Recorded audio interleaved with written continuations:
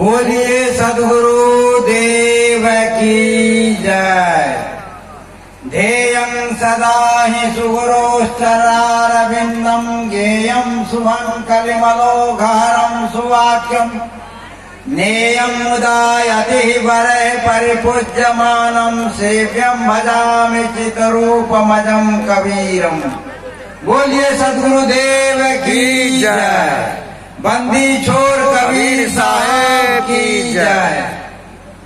परम पूज्य डॉक्टर विद्यानंद साहब जी जो अध्यक्षता कर रहे हैं और इस अंतर्राष्ट्रीय सत्संग का आयोजक तथा रोसड़ा गद्दी के आचार्य वर्तमान महंत सुरेश साहब जी और मंच पर विराजमान तमाम प्रातिविज्ञान संत महापुरुषों और सत्संग पंडाल में उपस्थित देव एवं देवियों तथा इस सत्संग सभा के प्रचार प्रसार हेतु दूर दूर तक फैला रहे हैं मीडिया कर्मी बंधुओं। सद्गुरु कबीर साहब इस संसार के लोगों को देखा और देखा क्या देखा कि सबके सब दुखी हैं और सबके सब गरीब हैं, धनी कोई नहीं है। सद्गुरु कबीर साहब कहते हैं कबीर सब जग निर्धना, धनवंता नहीं कोई, धनवंता सोई जानिए, यही राम नाम धन होई। कबीर साहब कहते हैं कबीर सब जगह निर्धना, संसार के सभी लोग निर्धन है। क्योंकि निर्धन, संसार के सभी लोग निर्धन है, धनवंता नहीं कोई, धनवान नहीं है। क्यों नहीं? बड़े बड़े धनवान लोग हैं जो एरोप्लेन पर सफर करते हैं, एयर कंडीशन मकान में रहते हैं, अकुत संपत्ति है, लेकिन सद्गुरु कबीर साहब कहते हैं वो निर्धन है। क्यों निर्धन है? क्योंकि वहां और की चाहना है। आज देखिए कई हजार करोड़, कई हजार अरब टका ब्लैक मनी करके जमा रखता है। यदि टका रुपए ही होता धन, उसको और करके उतना जमा करने की क्या आवश्यकता।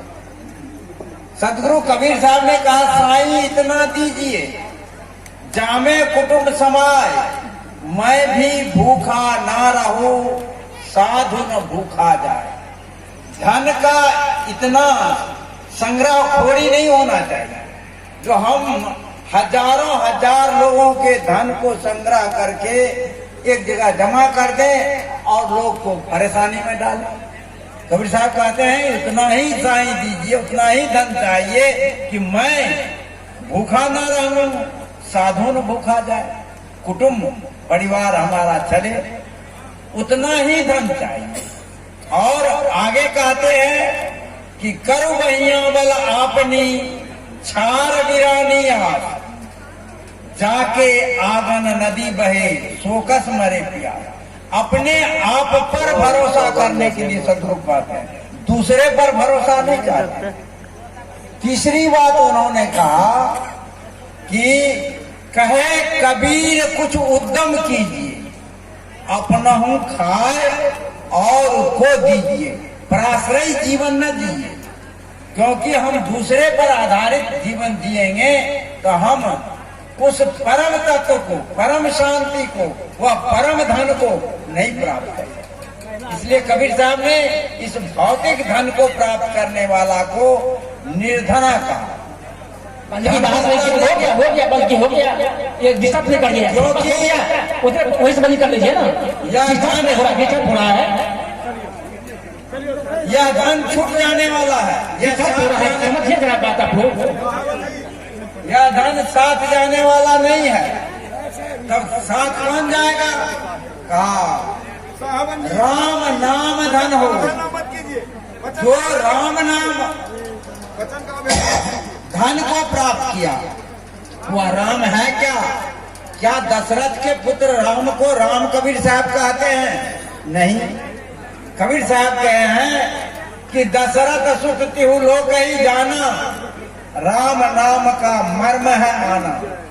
दशरथ के पुत्र राम को कबीर साहब ने राम नहीं कहा, तब हृदय बसे तेहि राम न जाना।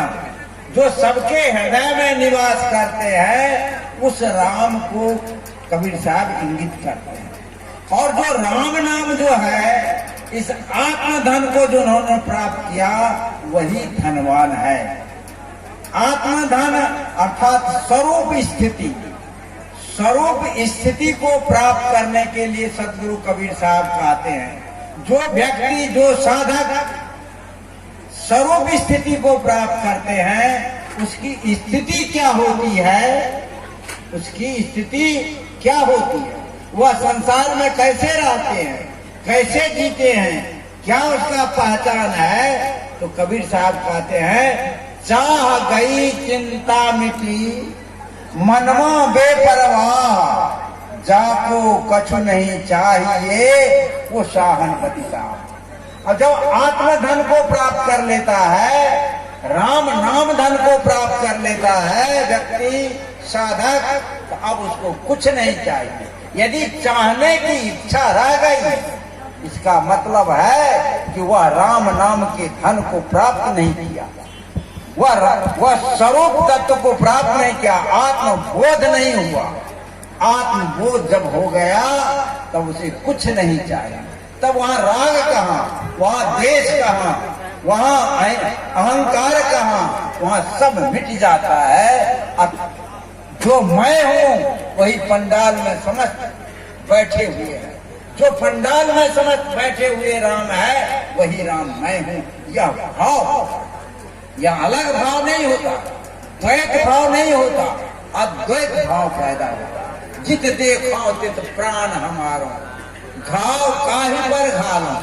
जो स्वस्वरूप का बोध प्राप्त करता है, तो वो स्वस्वरूप के बोध कैसे हम अपने इंद्रियों के द्वारा बाहर गमन करते हैं और उन इंद्रियों को समेट लेंगे, ज्ञान इंद्रियों को, चतुष्ट अंतःकरण को जब हम समेट करके आत्मस्थ कर लेते हैं, जिसके महर्षि पतंजलि ने कहा योगा चित्त वृत्ति निरोधा, हमारी चित्त की वृत्ति का निरोध होता है तो हम योग में प्राप्त। योग का अर्थ छोड़ना नहीं होता, योग का अर्थ होता है छोड़ना, योग का अर्थ होता है बिलगाव, योग का अर्थ होता है हटाओ। यह अर्थात हमारी जो वृत्ति विषय में है, संसार में है, उससे हटा करके स्वस्वरूप में स्थित कर दें, यही तो योग है।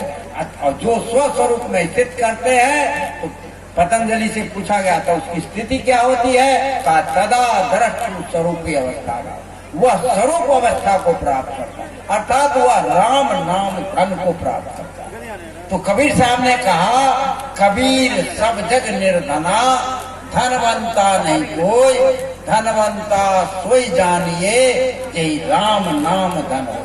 यहाँ स्वस्वरूप का बोध जिसे हो गया, आत्मबोध हो गया, उसे अब कुछ प्राप्त करने की आवश्यकता नहीं है, वह भवसागर से पार हो जाता है, वह जन्म मरण के चक्र से खत्म छूट जाता है। इसलिए मैं यह परिचय के सत्र में ज्यादा न कह करके ये हमारे जो आयोजक हैं सुरेश साहब, उनको बहुत बहुत साधुवाद, साहेब बंदगी करते हैं, क्योंकि ये अंतर्राष्ट्रीय सत्संग आयोजित करके इस भारत की धरती को, बिहार की धरती को सदगुरु कबीर साहब के ज्ञान जन तक फैलाने के काम कर रहे हैं।